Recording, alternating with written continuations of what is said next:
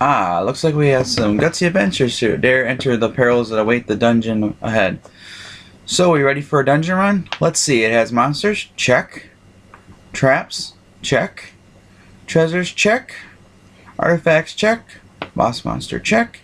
Greedy adventurers ready to slap each other in the back to be the first one to get the Summerstone and make it back out alive with it. This is a over. Okay, guess not. Well, anyways, let's take a look at Dungeon Run by Plaid Hat Games, then, shall we? Let's first take a look at the components here. So, first thing I can say about the components, just by taking a quick look at them, I was absolutely amazed with the components. So I'm glad to say that their counters, map tiles, and miniatures are all equal quality of anything that Fantasy Flight would ever produce or put out. So in that category, it's pretty good. Now, as far as the gameplay goes, there's a cross between a Cutthroat Caverns game, but has a Munchkin Quest style when it comes to getting help with battling or when you die before the end game. The game is pretty dicey, which can be a turn off to those who prefer strategy over the luck of the dice. The game same goes for the ability cards, treasures. Sometimes you'll just get that uber ability card at the right time or a handy weapon, while other times you end up on the short end of the stick, if you know what I mean. Now, don't get me wrong, I really enjoy this game, but a few people I have just played this with did not enjoy the randomness of the game, although almost everything you do requires an action point, and you do get 2 per turn. So with that, we'll talk a little bit about some of the actions, but first we'll talk about the Explore action right now. See, exploring in Dungeon Run, the first time a room is discovered, a die is rolled, and whatever the results are, you get to encounter or treasure something. But other times there's nothing at all, which is a complete bummer. So now the encounters, they range from monsters to traps to an occasional event like an adventure that you run into.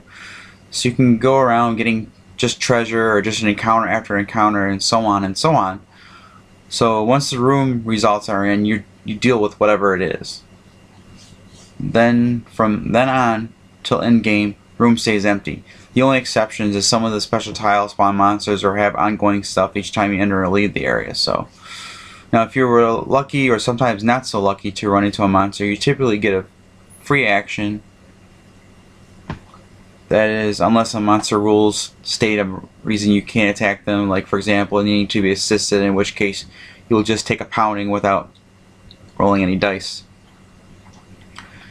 Sometimes you'll need an assist, but you need to be in the same room as the other player. So if you're over in Timbuktu exploring, you ain't able to help them, and they're not able to get your help, which means that you're going to have to possibly evade or just die, or in this case sometimes just collapse until your next turn, which you can spend one of your actions to stand up and then explore again.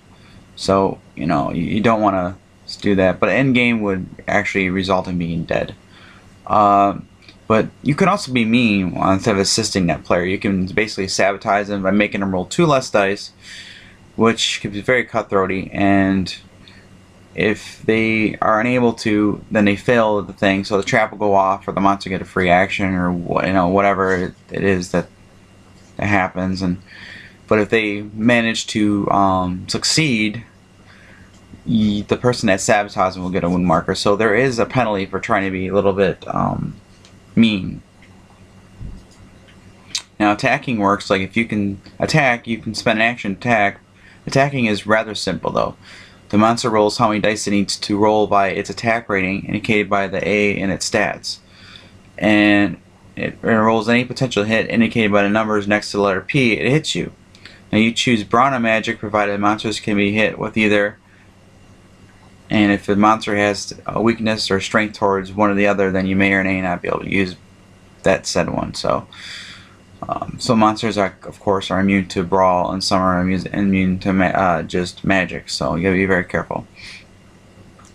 So once you decide on that, you roll your dice, and if your dice roll higher than or equal to its defense rating, indicated by the D in the stats, you can actually hit it.